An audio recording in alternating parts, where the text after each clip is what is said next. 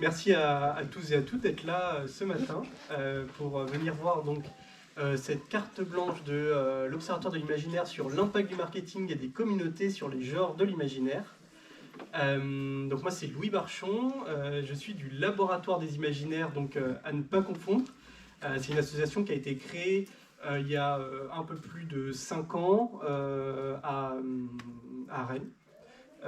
D'ailleurs, les personnes qui sont aujourd'hui un peu l'équipe organisatrice de l'Ouest Hurlant sont des anciens du Laboratoire des Imaginaires, donc il y a vraiment un lien à ce festival. Et moi, en tant que membre, voilà, je travaille principalement sur le jeu de rôle et la culture geek. Et comme j'ai beaucoup travaillé sur les communautés de fans, c'est pour ça qu'on m'a proposé voilà, de faire la modération. La différence avec l'Observatoire de l'imaginaire, qu'on va vous présenter tout de suite, pardon, oui, avec l'Observatoire, c'est que le laboratoire des imaginaires réunit des jeunes chercheurs et des jeunes chercheuses qui travaillent sur l'imaginaire, science-fiction, fantasy, fantastique, etc., sur n'importe quel volet, beaucoup en littérature, d'où le lien aussi avec l'Ouest Hurlant. Et pour pas vous prendre plus longtemps là-dessus, je vais laisser chacune des invités ici présentes se présenter à tour de rôle, en commençant donc par Alan, ici présent, qui va vous présenter aussi l'Observatoire de l'imaginaire. Bonjour à toutes et tous. Donc juste pour présenter d'abord l'Observatoire de l'imaginaire. Donc il a été créé en 2018. L'objectif c'est d'observer. D'observer quoi? D'observer les chiffres de la production, des chiffres d'affaires, la parité, donc la parité au sens large, la parité dans les parutions, la parité dans les salons, dans les tables rondes, aussi tout ce qui est auteur, autrice, la répartition par genre, etc. etc. Il y a aussi tout un volet sur la presse, donc l'impact des littératures d'imaginaire sur la presse généraliste. On ne s'intéresse pas trop à la presse spécialiste, puisque la presse spécialiste est déjà convaincue par l'imaginaire. Donc, voilà, qu'est-ce que j'oublie? On travaille aussi, on a commencé à travailler aussi sur tout ce qui est réseaux sociaux. Donc c'est Karine et Nick qui était Nick, je ne sais pas où il est, Nick, qui va bientôt être là. Et on a aussi fait une grande étude de lectorat en 2021 pour identifier qui sont les lecteurs et les lectrices d'imaginaire. À titre perso, donc moi je suis avec eux depuis 2018, plutôt dans la coordination, c'est les autres qui bossent en vrai. Voilà, je fais les slides. Je suis responsable du site Fantastinet, notamment. Voilà. À toi la parole. Alors moi, c'est Karine, du coup. Je travaille avec Nick sur l'impact des réseaux sociaux. Et ça a été un projet qui s'est amorcé, en fait, très récemment.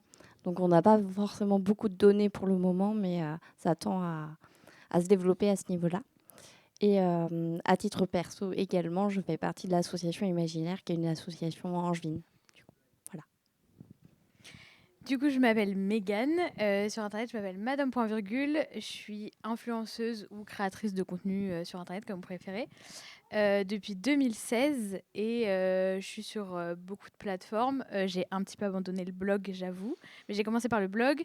Ensuite, ça a été Instagram, Twitter, TikTok et Twitch, plus récemment.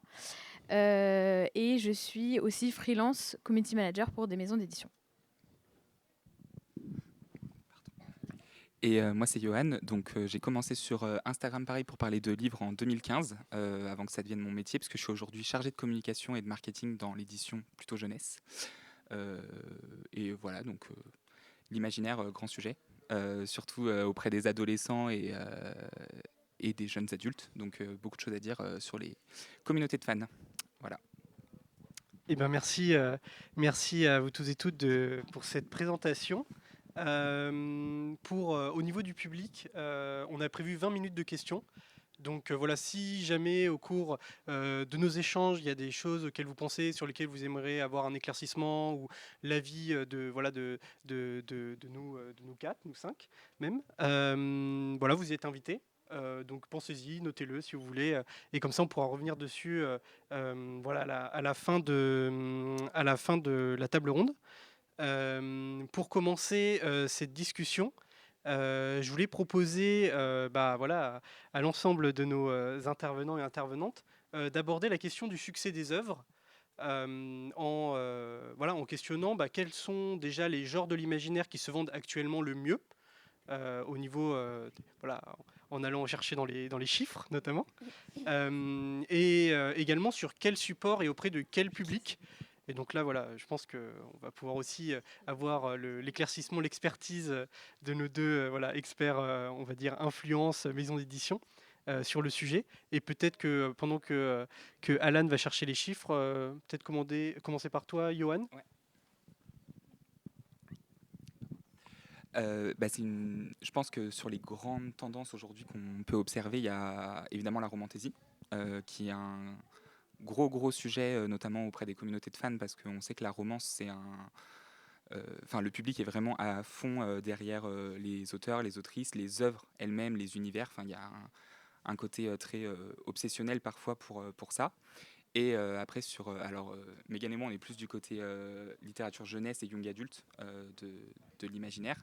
Mais on observe aussi toutes les grandes séries d'imaginaire young adulte, comme on peut tous connaître avec Hunger Games, Divergente et tout ce qui a suivi derrière plus récemment.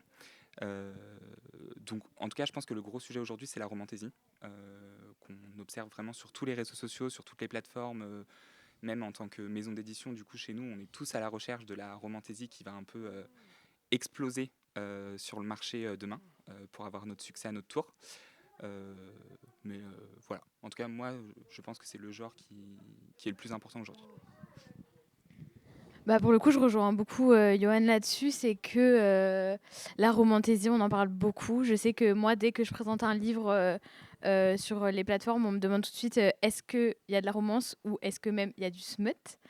Donc plus que de la romance. Donc c'est vraiment un gros sujet. Et après, je trouve quand même qu'il y a des grosses communautés qui restent très actives. Je pense la communauté de l'anneau. Dès qu'il y a une sortie Tolkien, il y a quand même des fans qui sont là. Ou même Star Wars, il y a encore une grosse saga Star Wars en cours sur les livres. Donc il y a des fans vraiment hardcore. Je pense à moi, un de mes viewers Twitch qui en parle tout le temps. Donc pour le coup, il y a vraiment ce sujet. Et je pense aussi ce qui se vend pour l'instant le mieux, c'est quand même les grosses sorties qui ont fait parler d'elles en VO et qui sortent ensuite en français.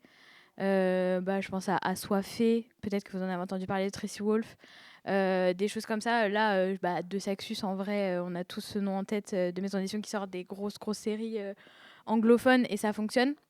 Maintenant, c'est vrai que ça serait cool que ça soit aussi le cas sur du francophone. Je sais que moi, j'aime bien en parler quand même. Qu'on pousse un peu plus. Mais je pense que c'est le premier pas, c'est effectivement la romantaisie, et ça peut amener à lire d'autres choses et à proposer d'autres choses.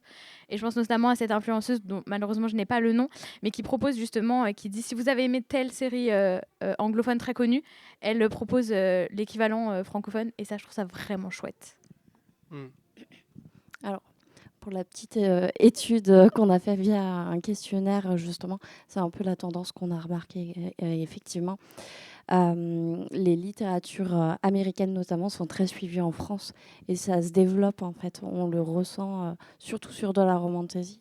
Et justement, c'est aussi l'influence des réseaux sociaux, a priori, selon les informations que j'ai eues, en tout cas, et qu'on a eu avec Nick. C'est aussi une tendance des réseaux sociaux américains qui ont développé des tendances également en France. Alors, on en a parlé parce qu'on a préparé la table ronde quand même. Il y a deux sujets sur lesquels on a un peu de mal à mettre des chiffres au niveau de l'Observatoire de l'imaginaire en termes de surveillance. C'est le young adulte, qu'on a du mal à taguer assez facilement, beaucoup plus difficilement que la science-fiction, le fantastique, le fantasy, qui sont des éléments qui sont quand même très ancrés dans la littérature de l'imaginaire. De la même façon, la romantaisie est assez difficile au niveau de l'Observatoire à identifier. Donc on partagera, on a eu quelques chiffres quand même, donc ça peut être intéressant de vous en parler. Donc moi je ne sais pas dire, en fait l'observatoire, pour rappeler, on observe, qu'on n'a pas on ne traduit pas les chiffres, ça c'est votre vision, c'est à vous de le faire, c'est au labo des imaginaires, c'est aux différents influenceurs, aux spécialistes, aux sociologues, tout ça.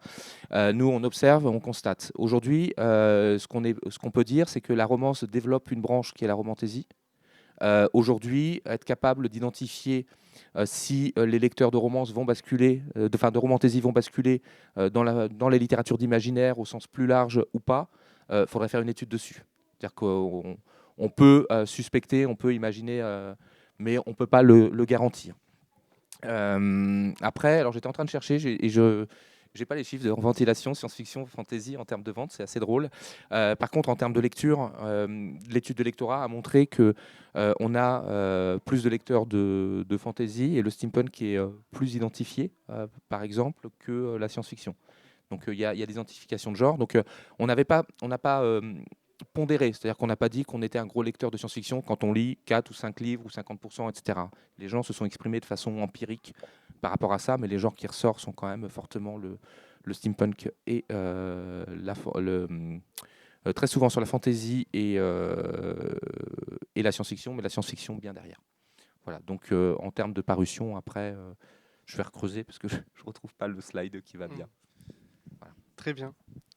Et ben justement, j'avais une question qui reliait en fait cette notion de traduction d'œuvres anglophones, principalement américaines, enfin en tout cas des phénomènes qu'on observe sur les réseaux sociaux et qui vont permettre de pousser en France des sagas qui ont fonctionné, qui sont suivies en langue originale.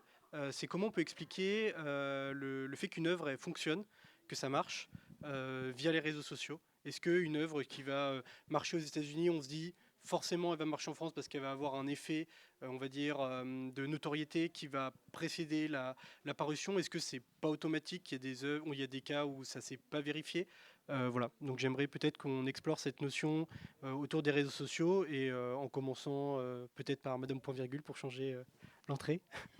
Je pense que ça peut énormément aider. Une fois que ça s'est vu beaucoup sur les réseaux sociaux, notamment TikTok, c'est viral. Et une fois que c'est hyper connu sur TikTok, franchement, ça se suit. Et généralement, ça prend. Encore une fois, assoiffé. Mais là, plus récemment, Divine Rivalité qui vient de sortir, tout le monde l'attendait. Il y a des sorties comme ça que tout le monde attend et que tout le monde veut. Et malheureusement, c'est pas forcément tout le temps le cas. Je pense à La Guerre du Pavot. Qui est pourtant génial, que j'ai pas encore lu, mais qui est génial. Le tome 1 ne s'est pas bien vendu et ils sortent pas la suite. Donc, qu'est-ce qui fait que ça fonctionne ou pas? Effectivement, il y a le fait que ça soit très, très remarqué en VO, mais je pense qu'il faut aussi que les maisons d'édition francophones fassent très attention à comment ils en parlent, à comment ils l'éditent, aux couvertures et à sélectionner derrière qui va en parler ou non. Parce qu'effectivement, en fait, ça touche pas forcément le lectorat que ça devrait toucher une fois que ça sort, que c'est traduit en français, en fait. Donc, effectivement, ça peut aider et ça aide énormément que ce soit identifié, mais c'est pas forcément synonyme de succès. Et on est réputé pour être très difficile, hein. Les Français, en vrai, je sais pas s'il y a certains qui ont lu Yellowface, qui vient de sortir aussi, mais ils le disent, ils en parlent dans les livres. Le marché français, francophone en tout cas, est très difficile et très compliqué à comprendre. Donc je pense pas que ce soit si facile que ça de faire un succès. Oui. Et ouais, peut-être Karine. Ouais.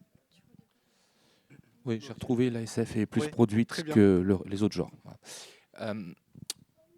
Par rapport à ça, c'est là, alors je vais faire des réponses qui ne vont pas forcément, vous allez dire, on ne sert à rien.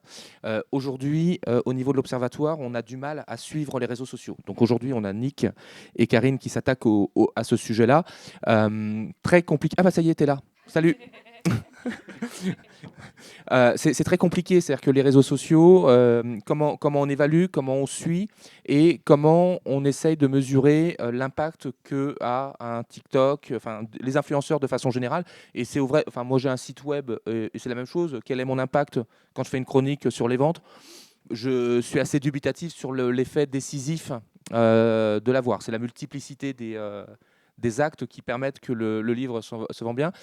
Aujourd'hui, est-ce qu'on est capable de dire par les réseaux sociaux, est-ce que l'impact, le hashtag, le partage, le relais des bouquins américains ont un impact sur les ventes en France ou peuvent décider un public français?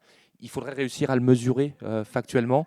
Et aujourd'hui, nous, au niveau de l'Observatoire, on ne sait pas le faire. Alors, Nick et Karine vont réussir à le faire bientôt. Je ne vous mets pas la pression. Voilà. Donc, Voilà, donc là-dessus, on n'a vraiment pas de chiffres.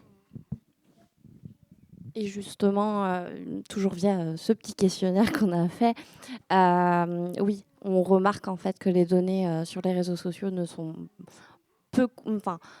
pas quantifiables, voire très peu. En tout cas, c'est compliqué de les quantifier. Mais on observe quand même qu'il y a peut-être un manque aussi de communication, notamment à travers les maisons d'édition. Par contre, j'ai une petite question qui peut montrer l'influence des réseaux sociaux. Qui est venu parce que vous connaissiez Johan ou Madame Point Virgule? Non, mais vraiment, c'est une vraie question. Ça veut dire aussi qu'il y a une influence. Vous êtes quelques-uns, quelques-unes à être venus. Tu l'as partagé, donc ça a une influence. Maintenant, le quantifier, là, on a pu le quantifier, mais le quantifier sur les ventes et sur les choix éditoriaux. Mais je pense que c'est hyper compliqué de le quantifier si on prend n'importe quel influenceur, hein, même des bien plus grands que moi. En fait, je pense que c'est, à moins que je fasse une lecture commune et que je dise, voilà, à telle date, on lit tous le même livre, effectivement, il y a un certain petit pourcentage de ma commu qui va dire, ah ouais, trop cool, on le fait tous ensemble, il l'achète là parce que j'en ai parlé.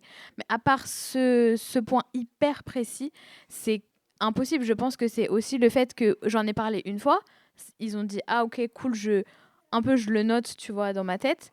Mais après, ça va être, quand ils vont aller en salon, ils vont voir le bouquin. Et il y a l'éditeur qui va lui dire, ah, bah, ça parle de telle chose. Il va se dire, ah, c'est vrai que je l'ai vu 1, 2, 3 fois sur Internet. Et là, ils vont l'acheter. Ou en librairie, il faut que ça soit représenté. Si j'ai parlé d'un bouquin une fois et qu'ils ne le voient plus jamais, je doute très fort, à moins que ça soit vraiment un livre où ils se sont dit, ah, ce sujet, je kiffe, effectivement, je l'achète. Mais je pense que ce soit très dur dans ces cas-là. S'ils ne le revoient plus jamais, le livre, ils vont pas l'acheter, en fait. Enfin, à mon avis, c'est plus ça. Alors justement, ce que je voulais dire tout à l'heure, c'est que effectivement, les grosses maisons d'édition ont une stratégie commerciale et marketing au niveau des réseaux sociaux. Ils prennent une part forte en fait sur cette axe-là. Et les petites maisons d'édition ne suivent pas forcément cette stratégie marketing, ce qui pêche un peu au niveau de la visibilité en fait des différents titres et des différentes œuvres proposées. Oui. Pour que le micro puisse enregistrer. Ouais. Alors désolé, je m'incruste. Je voulais juste rajouter quelque chose qui nous a été dit sur le questionnaire. La plupart du temps, les succès anglo-saxons qu'on retrouve en France, les droits sont vendus avant la publication dans le pays d'origine. Donc c'est-à-dire que les droits de traduction, on ne sait pas encore si ça a marché dans le pays d'origine, on a déjà acheté les droits de traduction. Donc du coup, il y a aussi cette question de est-ce qu'on ne fabrique pas aussi un best-seller à travers le marketing qu'on va en faire, que ce soit dans le pays d'origine, mais aussi dans le pays de traduction. Clairement, ouais. Et au-delà de ça, moi je trouve, dans l'édition française, en tout cas dernièrement, il y a beaucoup de problématiques qui sont venues sur la table, notamment en termes de représentation, sur plein de sujets.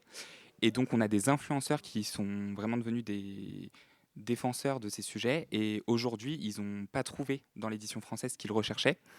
Et donc, ils vont justement chercher aux États-Unis, en Angleterre, ou même de plus en plus en Espagne, en Italie. Enfin voilà, ils sont en train de chercher ces auteurs qui sont mis en avant. Et donc, aujourd'hui, comme ils ne trouvent pas en France ce qu'ils recherchent, ils achètent en étranger. Et surtout, je ne sais pas si vous avez vu l'enquête Babelio qui est sortie le mois dernier, je crois, sur le sujet de la romance. De plus en plus, les jeunes lisent dans la langue d'origine. Donc, on a vraiment une problématique qui va arriver, qui est déjà présente, mais qui va arriver dans les mois et les années qu'on va vivre.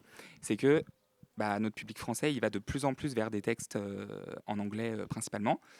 Du coup, nous qui arrivons avec notre traduction beaucoup plus tard, comment on va faire pour aller chercher ce public qui finalement a déjà lu le bouquin? On se pose la question, on ne sait pas encore. Mais c'est vrai que je pense que toute cette question de représentation, c'est un vrai dossier. Et je pense que l'édition française est encore très en retard et du coup qu'on perd de plus en plus de lectorat à cause de ça. Alors voilà, c'est là où on a l'intérêt un peu de l'observatoire par moment. Dans l'étude de lectorat, on a posé la question de la lecture en VO, hors note, en version originale de façon plus générale ou pas. Et on a, ça fait 79% qui disent ne lire jamais ou occasionnellement en version originale. Et donc le reste, un peu plus de 21%, qui indiquent lire régulièrement ou très souvent en version originale. Donc, C'est il y a 3 ans. c'était il y a 3 ans. Voilà, effectivement, en fait, il faut faire attention. Alors, pour ceux et celles qui seront intéressés par l'étude de lectorat qui est disponible, il faut faire attention. C'est une photo à l'instant T. Cet instant T était en 2021. Les tendances peuvent bouger. On a couvert toutes les classes d'âge. Ce que tu dis, c'est plutôt sur la jeune génération, donc peut-être qui est sous-représentée potentiellement dans l'étude de lectorat. Mais en tout cas, c'est des chiffres qu'on avait à l'époque et il serait intéressant de refaire une deuxième enquête. Je pense que mes camarades vont me maudire, ça prend du temps, voilà, pour voir l'évolution par rapport à cette première. Ce sera le résultat de la, de la carte blanche. Je ne sais pas si je la diffuserai parce que je pense que je vais perdre quelques amis. Moi, justement, je voulais explorer un phénomène qu'on a vu émerger de manière de plus en plus importante dans la communication, notamment des maisons d'édition ou même des auteurs et autrices eux-mêmes. C'est la place de l'auteur comme influenceur. Voilà, bon, on voit tous un peu voilà, ces livres de Musso ou de Bussy dans les transports où on a le nom et puis en tout petit le titre du livre. Ça, c'était un peu voilà, il y a 5-10 ans. Maintenant, on a beaucoup d'auteurs ou d'autrices qui prennent le rôle d'influenceurs autour de leur communauté, voire qui sont influenceurs avant de devenir auteurs. Et parfois, c'est même une stratégie qui est consciente de se dire mon livre, je suis en train de l'écrire, mais j'ai besoin d'avoir une communauté pour le pousser et même le pousser auprès d'un éditeur ou d'une éditrice. Voilà, je voulais voir auprès de vous comment vous analysiez en fait ce lien de la communication autour des œuvres qui est assumée par les auteurs et les autrices. Ouais. Moi, j'en ai fait mon sujet de mémoire de fin d'études, donc ça m'a toujours passionné ce sujet. Je pense qu'aujourd'hui, en tant que professionnel de l'édition, c'est quelque chose aussi qui anime mon quotidien, parce que je suis vraiment concentré sur l'influence et sur la promotion des auteurs, donc naturellement, je m'interroge un peu sur leur place sur les réseaux sociaux. Et c'est vrai que les dernières années, quand j'étais en train de travailler, je me demandais toujours, quand on signait un nouvel auteur, ok, est-ce qu'il a une présence digitale ? Parce que j'ai toujours été, encore une fois, en littérature jeunesse, en littérature de genre, donc on a des publics très importants là-dessus qui cherchent quand même beaucoup de choses, et donc naturellement, je devais regarder s'il y avait une présence, si on pouvait compter sur eux pour faire la promotion. Évidemment, les maisons d'édition, c'est leur rôle, et on est embauché pour défendre les bouquins, mais je pense qu'aujourd'hui, un auteur, s'il se place sur un genre qui est très présent sur le digital, c'est compliqué de ne pas être présent à son tour sur le digital. Donc, il y a plein de manières de faire. On a vu, il y a eu les réseaux sociaux pendant un temps, on a eu les blogs, on a eu les podcasts. En ce moment, on a beaucoup les newsletters qui sont hyper importantes. Mais il y en a encore beaucoup qui sont frileux par rapport à ça, parce que c'est un vrai métier, encore une fois. Et moi, ce que j'aime dire, c'est qu'on ne demande pas à un auteur d'être community manager. Parce que community manager, voilà, il y a une vraie stratégie derrière. L'un n'empêche pas l'autre, évidemment. Mais il faut assurer un minimum une présence digitale, parce que les lecteurs d'aujourd'hui sur ce public cible sont vraiment à la recherche d'une proximité avec les écrivains, avec les univers qu'ils apprécient, avec les personnages qu'ils ont aimé découvrir, qu'ils ont aimé suivre, à qui ils ont retrouvé du lien. Et c'est vrai que nous, en tant que maison d'édition, on ne peut plus assurer ce rôle-là, parce que évidemment, on lit les bouquins, on les défend, on est en mesure de le faire parce que c'est notre travail, mais on n'est pas le créateur de l'univers. Donc, il y a toujours des éléments d'histoire qu'on ne pourra pas partager avec ce lectorat.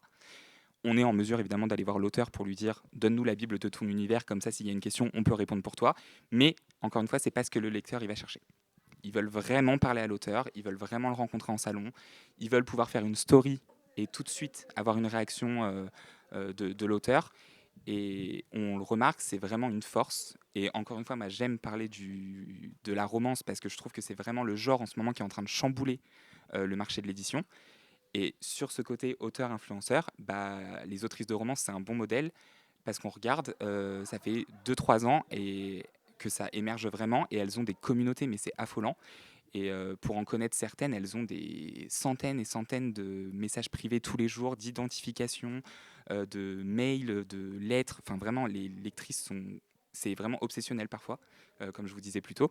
Donc oui, ce côté influenceur en tant qu'auteur, il est hyper important, pas sur tous les genres, parce que évidemment sur je vais pas dire de la vieille fantasy, mais en tout cas De la ouais, high fantasy. voilà, Ouais. sur la high fantasy, en effet, c'est pas impossible, mais c'est moins ce qui va se défendre sur les réseaux sociaux, mais c'est peut-être aussi justement le rôle des maisons d'édition de changer ça.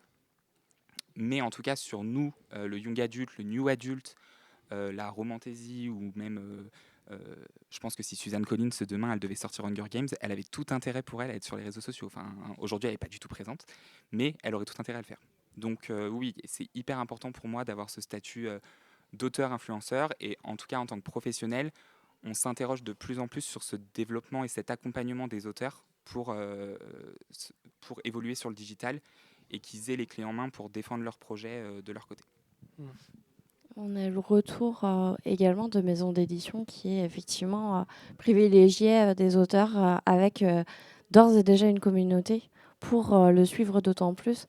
Après, se pose un peu la problématique de la communication à ce niveau-là pour les auteurs, parce que c'est pas ils ressentent pas forcément comme un métier à part entière. Eux, ils sont auteurs. Donc, il y a toute une question là-dessus. On n'a pas de données sur ce sujet-là, mais c'est vrai que ça pose question en tout cas.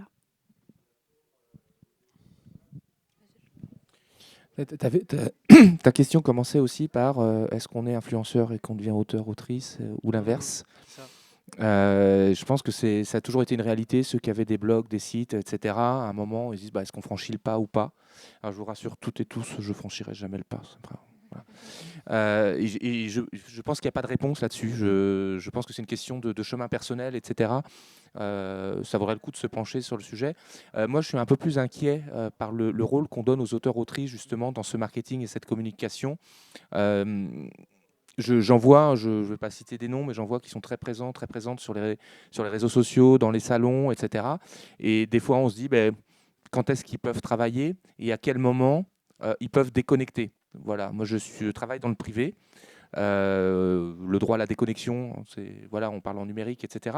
Mais aujourd'hui, ça m'affole ce que tu dis, des autrices qui reçoivent une centaine de messages privés par jour avec des personnes qui sont un peu obsessionnelles.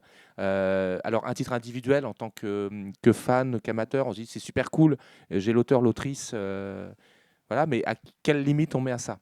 Et est-ce que ce n'est pas le rôle de l'éditeur? Alors là, je parle en tant que personnel et pas en tant qu'observatoire, est-ce que ce n'est pas le rôle de l'éditeur d'avoir cette démarche marketing pour protéger son collaborateur, sa collaboratrice, qui est finalement l'auteur-autrice? Alors je les vise plus elle et eux que les traducteurs-traductrices, parce que je pense qu'ils sont moins impactés. Mais ça pose nécessairement cette question de la frontière entre le travail, parce qu'auteur-autrice, ça reste un travail, même si ça peut être un travail passion, versus une vie privée, une vie sociale et personnelle. Et puis il y en a certains qui sont timides ou même qui n'ont pas envie et qui n'aiment pas les réseaux sociaux. Et c'est tout à fait normal.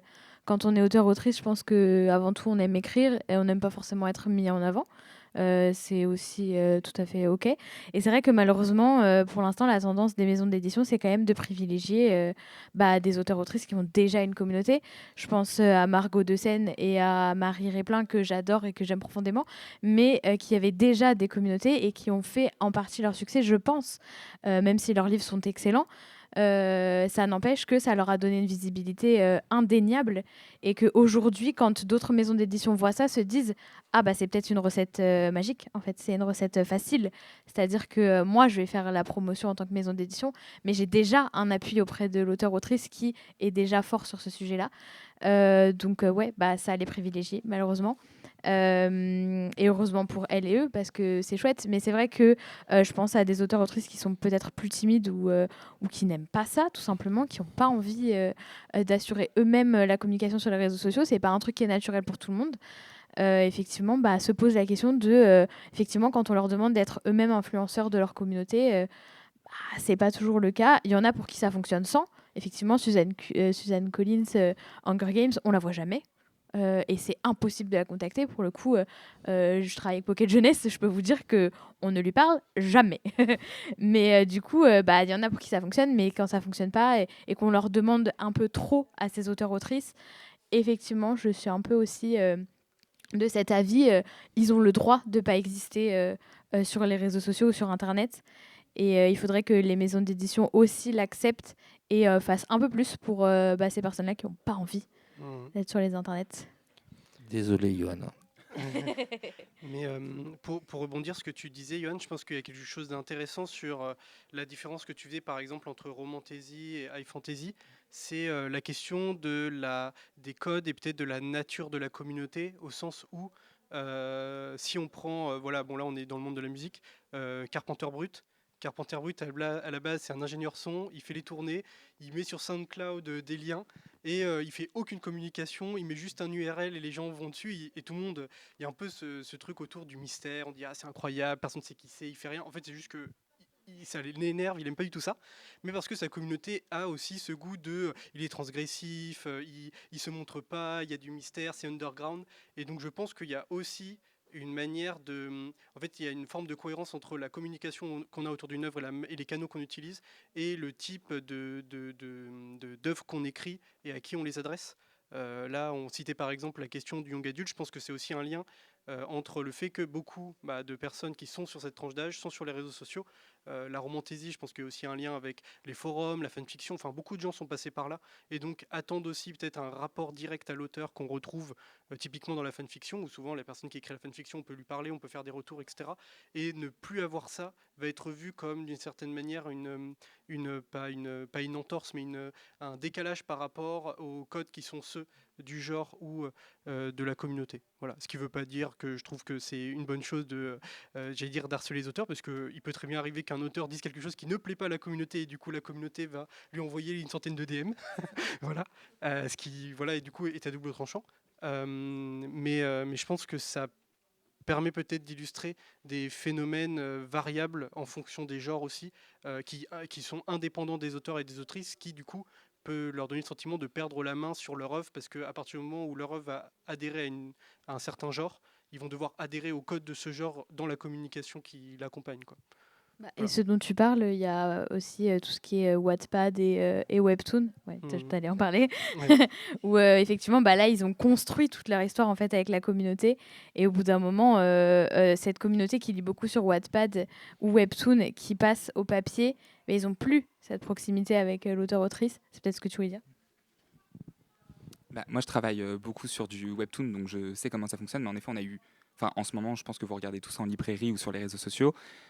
Wattpad et Webtoon sont devenus vraiment des enjeux pour les maisons d'édition parce qu'elles vont chercher les pépites de demain sur ces plateformes. Wattpad, on avait eu le cas à l'époque où il y avait eu After qui était revenu sur le devant de la scène. Là, on a une génération Wattpad qui est en train de rapporter plein d'auteurs, donc les maisons d'édition vont chercher les pépites de demain là-bas. Webtoon, c'est pareil. Et surtout, on a une autre tendance qui est en train d'arriver en France, c'est le web novel. Donc pareil, il y a une plateforme qui est en train de se monter, qui devrait voir le jour avant l'été, je crois, qui s'appelle Narae. Et c'est pareil, c'est justement cette création de plateforme, elle est faite de toutes ces observations de proximité avec les auteurs, de ce lectorat qui cherche à réagir en temps réel avec les histoires ou avec les auteurs derrière. Donc oui, moi j'espère que les auteurs demain ne doivent pas assurer ce rôle de community manager parce que les maisons d'édition sont là pour ça. Mais je pense sincèrement qu'aujourd'hui c'est difficile de faire sans, en tout cas sur des publics plus jeunes. Mais je suis tout autant inquiet, et surtout pour suivre beaucoup d'autrices de romance et discuter avec elles. Il y en a plusieurs aujourd'hui qui sont en train de monter des vrais business parce qu'on sait comment le genre cartonne, et qui viennent nous voir en nous disant en fait j'ai besoin d'un community manager freelance parce qu'aujourd'hui j'arrive plus à gérer ma communauté. Donc, en effet, on arrive sur des problématiques encore qui permettent aussi à l'édition d'évoluer et de se poser des questions. Mais on ne sait pas de quoi demain est fait. Et si les auteurs pouvaient se débarrasser de cette charge, elles reviendraient aux maisons d'édition, et ce qui est normal parce que c'est le boulot, quoi. Ils écriraient plus. Je ne sais pas si vous vouliez réagir à ça. Ah, Nick. La fameuse remarque. Merci. Alors, c'est une remarque qui vient pas de l'Observatoire, c'est moi en tant que professionnel du marketing. Ce dont on parle du fait que les influenceurs deviennent auteurs, c'est pas nouveau dans ce sens où c'est nouveau un petit peu dans le monde du roman, mais c'est quelque chose qui est pas nouveau quand on voit les livres pratiques qui sont sortis par des influenceuses dans les années 2010. Et on a vu plein de vidéos sur YouTube ou des vidéos Instagram ou des influenceuses qui disaient comment est-ce qu'on publie un livre. Et ben en fait, la maison d'édition vient vous voir quand vous avez une grande communauté, elle vient vous dire que vous allez écrire sur tel sujet, tel sujet. Et là, tous les auteurs qui écrivent des romans, ils font non, c'est pas comme ça qu'on écrit un livre. Mais du coup, c'est quelque chose qui s'est peut-être déplacé du livre pratique et d'une édition différente de l'édition de fiction, mais qui finalement existait déjà auparavant, et peut-être que la tendance de demain existe déjà et dans un autre domaine qu'on ne le voit pas encore. Ouais. Voilà. Du coup, une dernière question avant de donner la parole au public. Donc, vous pouvez préparer vos questions publiques. Voilà, tu parlais, Madame Point Virgule, de PKJ, donc Pocket Jeunette, Xavier d'Almeida, on va dire, qui est le directeur éditorial de Pocket Jeunesse. Alors, il se trouve que, accessoirement, en plus de ce rôle de membre du laboratoire des imaginaires, je suis rédacteur en chef de la revue Lecture Jeune, et à cette occasion, j'avais interviewé sur la question de la traduction Xavier d'Almeida, puisqu'il y a beaucoup de livres, notamment anglophones, mais pas que, et c'est ce qu'il expliquait, qui sont édités en France. Deux choses qui me racontaient, c'est d'abord, et tu l'avais rappelé lorsqu'on en avait discuté tous les quatre, le fait que Hunger Games, ça se vendait pas très bien en France, et c'est vraiment le succès du film qui a fait le succès en France éditorial du livre. Donc j'aimerais. Et puis il y avait un autre truc, ça c'est pour l'anecdote, La Guerre des Clans, dont vous avez sans doute tous entendu parler. C'est une série qui est assumée par plusieurs autrices au Royaume-Uni, et ça fonctionne pas du tout au Royaume-Uni. Et ça fonctionne énormément en Allemagne et en France. Et l'équipe du Royaume-Uni vient en Allemagne et en France pour dire comment ça se fait que ça fonctionne chez vous et pas chez nous. Et on ne sait toujours pas l'expliquer. Donc là, voilà, c'est pour dire que des fois, il y a des aventures éditoriales qui sont un peu étonnantes dans les adaptations. Mais donc pour revenir sur la question de l'adaptation, tu parlais, Johan, de Divergente, on pourrait parler de Dune, tu évoquais Fondation. Je voudrais qu'on revienne ensemble sur la question de est-ce que l'adaptation fait forcément le succès du livre, ou est-ce que le livre fait le succès de l'adaptation en termes de succès commercial, je vais dire. Voilà, qu'on revienne sur ce lien adaptation et œuvre littéraire. Alors, j'ai pas tous les chiffres, j'ai pingé quelques éditeurs, etc. On sait que la sortie des deux Dunes a permis de relancer les livres, pas pour plusieurs raisons. Déjà parce qu'ils les ont remarketés, enfin ils ont changé la couverture. J'ai une petite pensée pour Aurélien Polis, qui est un local Manceau, donc dont on est très fier au Mans. Donc pour Dune, ça a marché. Pour Fondation, j'ai posé la question côté Folio SF. La première saison a relancé un petit peu, mais depuis rien, pas grand-chose. Je pense que c'est super variable. Alors je serais assez intéressé de savoir si American Gods a relancé les ventes de Neil Gaiman, Silo. Alors j'ai demandé pour Silo, et du coup je partagerai après quand on aura les réponses des différents intervenants. Mais aujourd'hui c'était un peu court pour avoir toutes les réponses, mais bon, voilà, on l'a pour Dune, on l'a pour Fondation. Je pense que Le Seigneur des Anneaux, il n'y a pas de débat. Ça a relancé aussi la lecture. Et après, je pense que les comportements sont un peu différents. C'est-à-dire que je pense que sur Dune, c'est une œuvre qui était assez majeure, voilà, pour pas être un peu langue de bois, et que beaucoup de gens se sont dit, il y a déjà eu un premier film, donc je vais ce coup-ci lire le roman avant d'aller voir le cinéma. Là où je pense que sur les autres adaptations, mais c'est empirique, je n'ai pas de chiffres, les gens se disent la série, le film était sympa, je vais aller voir ce que donne le bouquin. Et un truc que j'aimerais bien voir, et pareil, je ne sais pas si on peut le mesurer, c'est quel impact l'actualité a sur les ventes. Je pense à La Servante écarlate, parce que La Servante écarlate, ce qui est l'origine de Gilead, si je dis pas de conneries, c'est quand même exactement ce qui se passe aux États-Unis en ce moment. Donc je serais assez curieux de savoir dans quelle mesure ça a relancé les ventes avec justement les manifestants qui se déplacent en reprenant les codes, les codes de La Servante écarlate. Ouais. Ouais. Mais pour réagir juste sur la question de Fondation, je pense que pour Fondation, peut-être qu'il y a une question aussi vers le public cible ou le public qui a regardé. Je pense que c'était un public qui avait déjà lu les bouquins, public peut-être plus âgé, et Apple TV aussi fait que le public qui va être ciblé, pas forcément le même que Dune, en l'occurrence, ça va être beaucoup plus grand public et ça va forcément brasser des gens qui n'ont pas grandi avec et qui n'ont pas connu.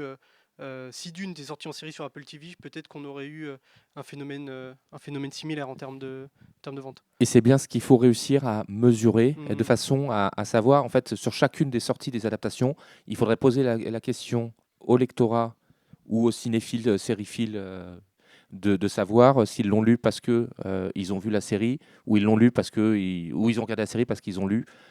Voilà. Il faudrait avoir les chiffres parce que c'est, en fait, on parle un peu de vent. Oui, ouais.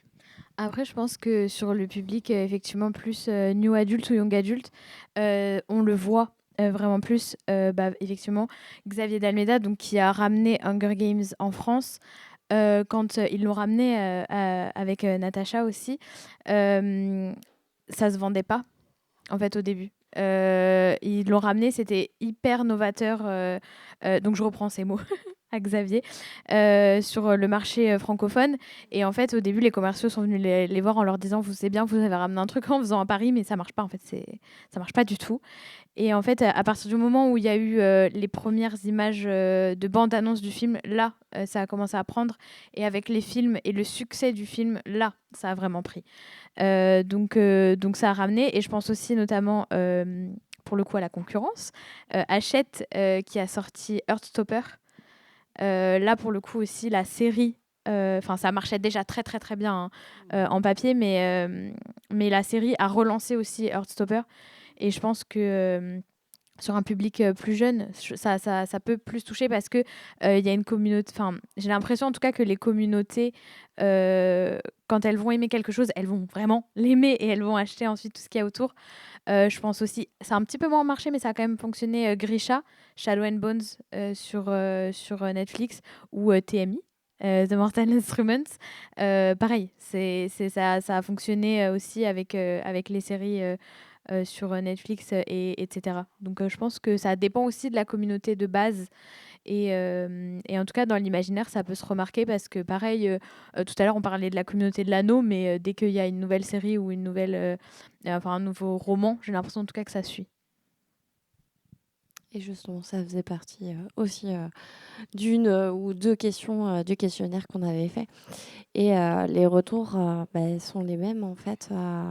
Il y a peu d'échos quantifiables, en tout cas. On a cette impression que ça ramène un certain lectorat, et encore, c'est très minime, en fait, sur le titre adapté. Et par contre, à la question de est-ce que ça ramène un lectorat vraiment dans les littératures de l'imaginaire au global,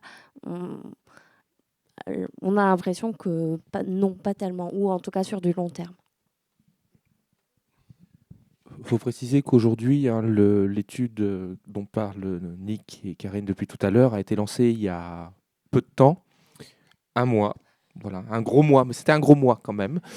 Donc la base de mesure est pas encore significative. C'est-à-dire que c'est une nouvelle initiative côté observatoire, donc c'est super cool parce que c'est un nouvel angle d'approche. Et les chiffres qu'il y a aujourd'hui, il faut les prendre avec beaucoup de pincettes encore. Le socle de base est...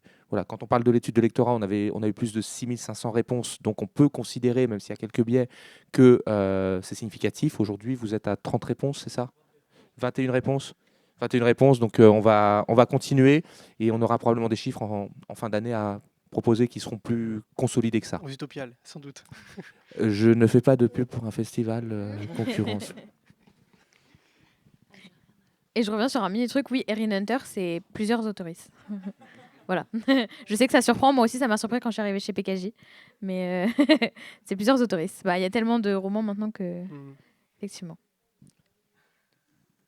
Tu voulais réagir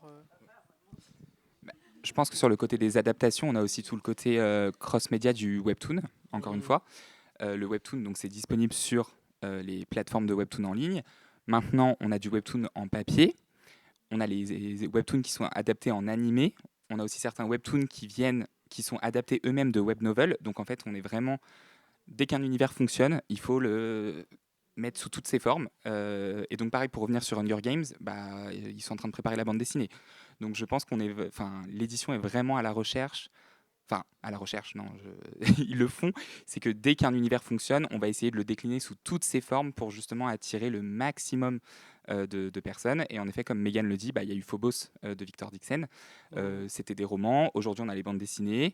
Il a eu Vampiria aussi, qui a été décliné sous forme de jeu de société, sous forme de tarot. Donc voilà, dès qu'un univers fonctionne, le but c'est vraiment de l'adapter sous toutes les formes. Et donc sur le côté cinéma, film, série, en tout cas le webtoon, oui, c'est un vrai sujet avec les animés, quoi. Pour aller dans deux qui sont sur des sujets un peu plus anciens, on a quand même The Walking Dead qui a été décliné en cross-média de façon assez faramineuse. Et Le Problème à trois corps, qui aujourd'hui existe en série, en roman, et les BD commencent tout juste. Eh bien, merci à vous quatre. Maintenant, c'est à vous, du public. Si vous voulez poser des questions. Ah là là, déjà, ça commence. Waouh. Comme on n'a pas de micro qu'on peut vous passer et qu'on aimerait... Je vais me lever. Le fil est un peu court. Ça va être un peu court, il va falloir que vous vous leviez. Sinon, on répète les questions une fois qu'elles sont posées. Ouais. Ok. Du coup, déjà pour rebondir sur la question de l'actualité, il me semble que j'avais lu un article de Livre Hebdo qui était sorti après le Covid, qui avait notamment étudié les relances des ventes du Fléau de Stephen King ou de La Peste de Camus. Donc, je pense que oui, il y a un impact. Et à côté, j'avais une vraie question sur les partenariats entre influenceurs et maisons d'édition. J'ai l'impression qu'il y a une espèce de tendance qui s'inverse, c'est-à-dire qu'au début des influenceurs livres, j'ai l'impression que c'était beaucoup une façon de légitimer son travail d'influenceur, de dire j'ai des partenariats avec telle maison, et maintenant j'ai l'impression que c'est plutôt l'inverse, une maison d'édition qui va annoncer sur ses réseaux voilà, cette année on a tel ou tel influenceur en partenaire, et du coup je ne sais pas si vous en tant qu'influenceur vous ressentez cette espèce d'inversion de la légitimité en gros de ces partenariats. Je pense qu'on va avoir deux réponses différentes. Ça, c'est marrant parce que moi, je ne suis pas influenceur au sens réseaux sociaux. Donc, sur la relation entre, on va le dire autrement, entre globalement ceux qui font la promotion des livres hors éditeurs et les éditeurs. Et je pense, et effectivement, j'ai vu quelques influenceurs et quelques sites aussi qui revendiquent ce partenariat. J'ai fait le choix, et je pense que je ne suis pas le seul, de refuser une notion de partenariat. C'est-à-dire qu'un éditeur qui me demande d'être partenaire, de lui partager les chroniques en avance, etc., je refuse absolument, je ne travaille pas. J'en ai un qui me l'a proposé, j'ai dit non, et je ne chronique aucun de ses romans. Parce que je trouve qu'il y a une relation qui n'est pas saine dans la relation éditeur, influenceur, chroniqueur, ce qu'on veut. Aujourd'hui, le fait d'envoyer un service de presse, parce que c'est de ça dont on parle aussi, n'est pas une condition pour avoir une bonne chronique. Et le fait d'afficher ces partenariats peut avoir cet effet pervers au niveau des personnes qui vont venir, de se poser la question de la justesse, ou en tout cas de l'honnêteté du sujet. Donc voilà, je sais que moi je ne fonctionne pas en partenariat avec aucun éditeur. Le deal est clair. Si j'ai pas aimé le bouquin, je le finis pas, j'en parle pas. J'ai autre chose à faire que de lire des romans qui me plaisent pas. Je n'affiche pas de ce genre d'éléments. Mais peut-être que la vision est un peu différente sur TikTok, etc. Je sais pas. Alors pour le coup, je date d'une époque où au début on n'avait pas de partenariat, et j'avoue ça m'est un peu tombé dessus, c'est-à-dire qu'au fur et à mesure, effectivement, on a commencé à me proposer ce qu'on appelle des services de presse, donc que la maison d'édition vous envoie un livre gratuitement. Ça, on est censé pouvoir en faire ce qu'on veut, c'est-à-dire que j'ai pas à faire quoi que ce soit, en tout cas moi je ne l'accepte pas, j'ai pas de délai, si j'ai plus envie de le lire, je ne le lis pas. Après, je peux le dire à la maison d'édition très librement. Et je peux en parler en mal, entre guillemets, c'est-à-dire dire j'ai pas aimé pour telle et telle raison. Et c'est pour ça que le gouvernement a régulé ces affaires. C'est que c'est obligatoire d'écrire si j'ai reçu un livre gratuitement. Je le fais, vous pouvez vérifier sur mes chroniques si je n'oublie pas, parce que je suis un poisson rouge, et ma très chère modératrice que j'aime d'amour me rappelle souvent des trucs genre tu as oublié de faire ça. Mais effectivement, en tout cas, moi, j'ai l'impression de pouvoir être libre de ce que je dis. Après, ce qui est différent sur les partenariats où je suis payée, et là, encore une fois, c'est très clairement écrit, quand je suis payée pour parler d'un livre, et c'est là où je l'explique très clairement la communauté, j'ai l'impression d'être dans une secte, où je dis là, mon but, c'est de faire une publicité. C'est pas de vous donner mon avis. Vous pouvez me demander mon avis, je vais vous dire sans aucun problème, mais c'est une publicité. Donc dans ces cas-là, je suis un peu là pour dire ce livre parle de telle chose, tel point est bien, tel point est bien, tel point est bien. Mais je suis pas là pour donner mon avis, ce qui est très différent. Donc oui, moi, ça m'arrive d'accepter des partenariats.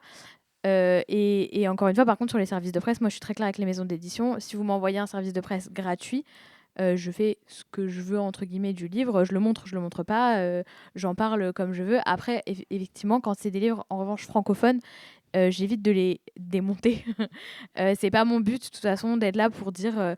Enfin, je suis pas parole d'évangile, quoi. C'est-à-dire que c'est mon avis à moi et en soi... on s'en fout un peu, mais c'est juste... Merci, je pense exactement la non, même mais, chose. Bah ouais, non, mais en vrai, faut pas non plus prendre le melon et je sais pas comment sont mes confrères et consoeurs de l'influence, mais je suis personne, quoi. C'est juste que, voilà, j'aime bien donner mes avis. Effectivement, il y a des personnes à qui ça plaît et j'essaye de le faire avec humour. Mais en tout cas, avec les maisons d'édition, maintenant, la relation est très claire. Et c'est vrai que certains, en revanche, vous avez raison, cherchent absolument à être... partenaire de maison d'édition parce que ça te donne une légitimité en tant qu'influenceur. Là, je pense que c'est plus des questions d'ego, en fait, où les personnes sont contentes d'être remarquées. Mais en tout cas, si tu fais ça de base parce que tu as envie de partager ton amour de la lecture, avoir un partenariat ou pas, en vrai... on s'en fout un peu. Après, en plus, on peut en avoir assez facilement. Moi, je sais que je parle beaucoup des médiathèques. On a une chance en France incroyable d'avoir des médiathèques extrêmement fournies. Vous pouvez avoir tous les livres gratuits que vous voulez. Moi, je suis inscrite dans les médiathèques de ma ville et j'emprunte énormément de livres. Et on les a gratuitement. Et même, il y a des plateformes comme NetGalley où vous pouvez avoir des livres gratuitement en échange d'une chronique. Et pareil, vous pouvez en dire ce que vous voulez, en bien ou en mal. Donc, moi, j'ai pas l'impression que ça nous légitime en tant qu'influenceur d'avoir un partenariat. J'espère que c'est pas le cas pour les autres. Et pour le coup, à l'inverse, les maisons d'édition cherchent des influenceurs qui ont effectivement des belles communautés qui réagissent pour vendre, mais je suis pas sûre que ça légitime quoi que ce soit. Je sais pas si tu as un avis là-dessus. Il y a un petit signe tout au fond.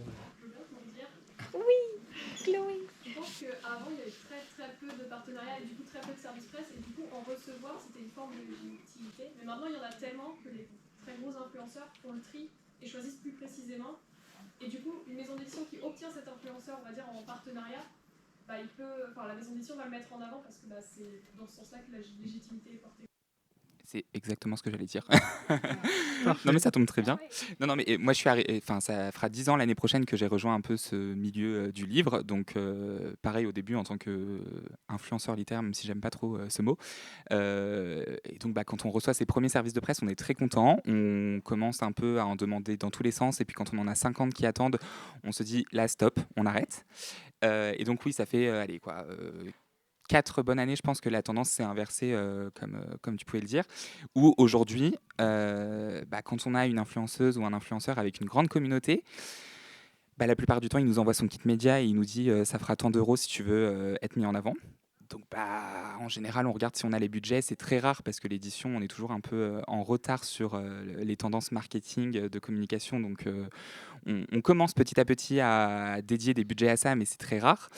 Donc aujourd'hui, ce qui se passe, c'est qu'on a des influenceurs, on leur propose un bouquin, ils nous disent oui, mais il faut payer. On leur dit non, on n'a pas de thunes. Donc ils nous disent ok, on veut bien le recevoir, mais on n'assure pas de retombées.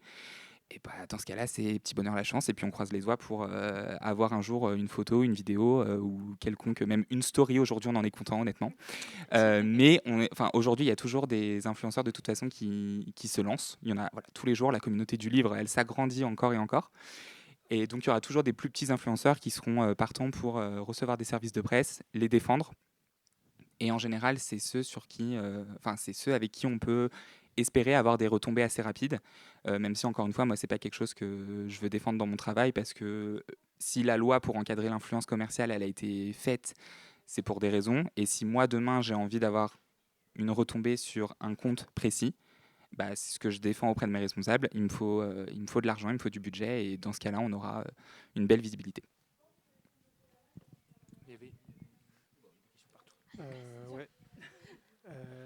La réponse est bleue. 2. Oui. Je voulais revenir sur la question des autoristes influenceurs-influenceuses et plutôt sur le côté du côté de l'édition, parce que du coup on a parlé un peu de fanfic, de Wattpad, de Webtoon, et effectivement c'est toi, je crois, Megan, qui disait qu'il y avait des autoristes qui construisaient en fait énormément avec leur public. Et du coup, est-ce qu'aujourd'hui dans l'édition c'est quelque chose qu'on retrouve parce que ce phénomène s'est développé est-ce qu'aujourd'hui c'est un attendu des auteurs et autrices de prendre en compte en fait la vie de leurs lecteurs et de leurs lectrices, et est-ce que ce côté communauté-là, il se retrouve aussi dans des choses de l'édition, ou c'est encore quelque chose qui est plus, pas réservé, mais qu'on retrouve plus en tout cas dans la fanfic, le webtoon Bon, je pense que les communautés, elles sont partout, hein. Il y a autant d'histoires que d'auteurs, que de communautés. Enfin, tu peux trouver tous les cas dans le secteur. Après, oui, aujourd'hui, il y a des collections, des labels, des maisons d'édition qui ont leur propre communauté derrière. Donc ça va au-delà de l'auteur. Encore une fois, si tu regardes le milieu de la romance, les lectrices autour de Hugo New Romance, il y a une vraie communauté derrière, et elles sont toutes très addictes au genre, et elles achètent, mais c'est impressionnant, les book hauls, pour avoir fait plusieurs festivals dans le genre, elles repartent avec des sacs de livres, il y en a au moins 50 dedans, quoi. Donc elles ont pas peur. Donc je pense que oui, c'est des choses de toute façon qui se suivent, et si les maisons d'édition vont chercher des auteurs à communauté, c'est aussi pour recruter ces communautés sur la maison d'édition elle-même, ce qui n'arrive pas toujours et ce qui est même très rare, parce que encore une fois, moi je suis persuadé que les lecteurs sont là pour l'auteur et pas pour l'éditeur. Je pense que si... la plupart du temps, quand on vous demande le nom de la maison d'édition de votre livre préféré, c'est très rare que le lecteur soit capable de nous dire c'est laquelle. Voilà, parce que c'est pas important pour eux, c'est l'auteur qui va primer de toute façon sur tout. Donc voilà.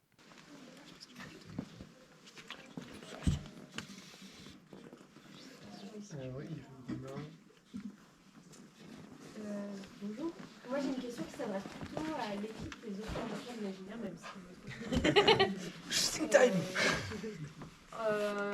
je note quelque chose dont j'avais un peu une intuition en tant que... Donc moi je suis bibliothécaire, donc je travaille dans les salles visiblement. On a l'intuition parfois qu'en fait il y a des effets bulles sur les réseaux sociaux qui donnent l'impression de grandes tendances économiques et marketing, et qu'en réalité souvent ces impressions, elles sont formulées sur ce qu'on voit des réseaux sociaux, c'est-à-dire une petite bulle, dans sa petite bulle, et pas forcément, quand les études sortent avec les données marché, ça ne reflète pas forcément les données du marché. Et du coup, j'ai trouvé ça intéressant que dans votre échange ce matin, il y ait cet effet-là, c'est-à-dire qu'on voit que entre ce qu'on perçoit sur les réseaux sociaux qu'une adaptation peut avoir comme impact marketing et la réalité des chiffres de vente, il y a un écart. Et du coup, ma question était, dans votre étude, est-ce qu'il y a d'autres chiffres, dans les chiffres que vous avez commencé à récolter, quelles sont les données qui vous ont le plus surpris par rapport à ce que vous pensiez ou ce que vous aviez perçu, vous, dans votre utilisation, votre perception de ce qui se passait sur les réseaux sociaux? Alors, moi, j'ai une perception toute petite, à vrai dire, personnellement. J'utilise d'une manière personnelle les réseaux sociaux de façon très minime, très ponctuelle également. Donc, j'ai peu de visibilité. C'est plutôt Nick qui est plus pointu, donc je vais peut-être le laisser parler là, sur ce sujet. Juste avant, un petit truc, une anecdote que m'avait raconté un éditeur que je ne citerai pas, qui avait eu un influenceur ou une influenceuse, je ne sais plus, qui était venu le voir en disant « T'as de la chance, j'ai parlé de ton bouquin sur YouTube, il y a eu 10 000 vues », et qui avait sorti les chiffres de vente, il a demandé la date, et au moment de la date, il a dit « Ok, zéro impact sur mes ventes ». En fait, on va revenir sur toujours ces sujets. Et c'est vrai, et c'est pas visé influenceur ou autre, parce que c'est la même chose exactement pour mon site web.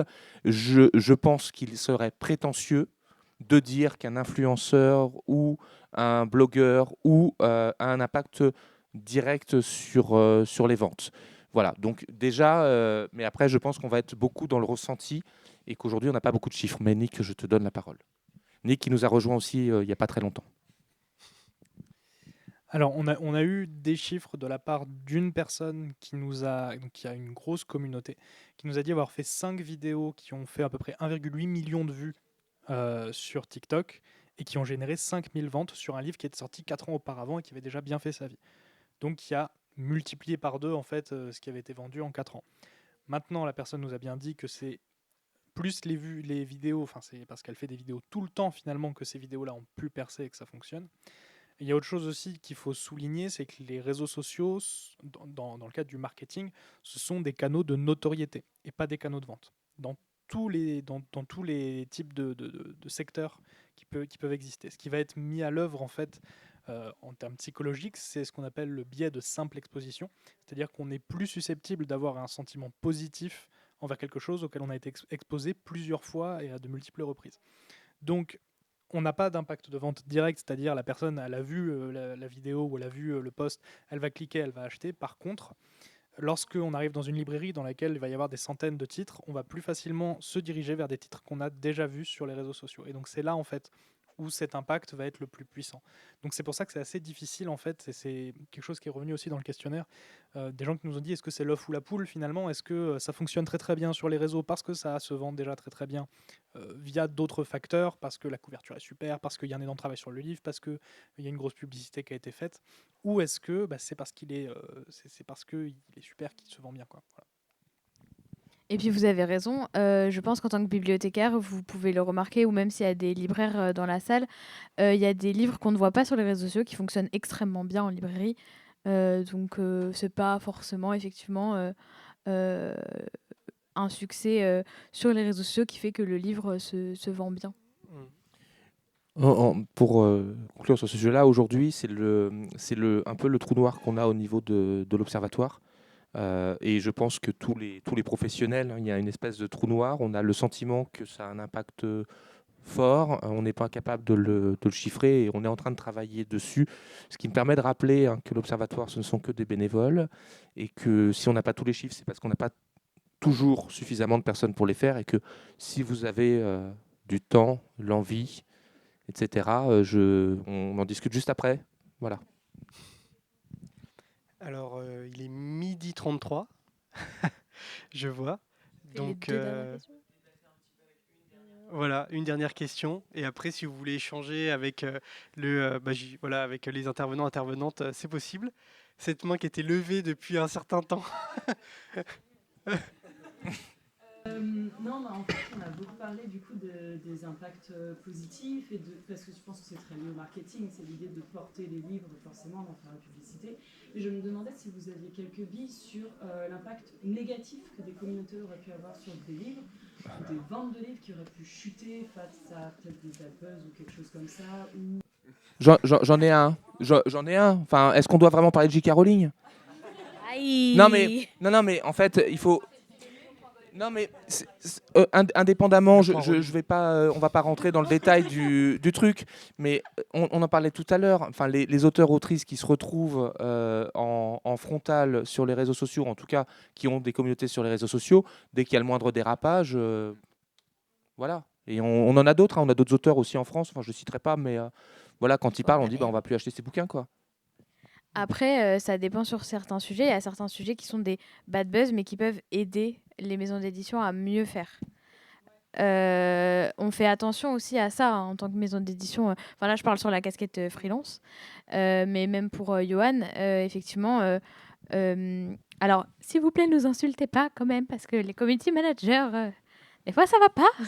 Mais après, on peut... Enfin, en tout cas, moi, quand les retours sont constructifs et qu'on nous dit bonjour, ça, c'est dommage parce que ça, je le remonte en tant que community manager. Moi, dès qu'il y a même un seul commentaire, mais s'il y en a plusieurs, d'autant plus, les bad buzz ou les commentaires négatifs peuvent aider la maison d'édition à mieux comprendre et à mieux faire.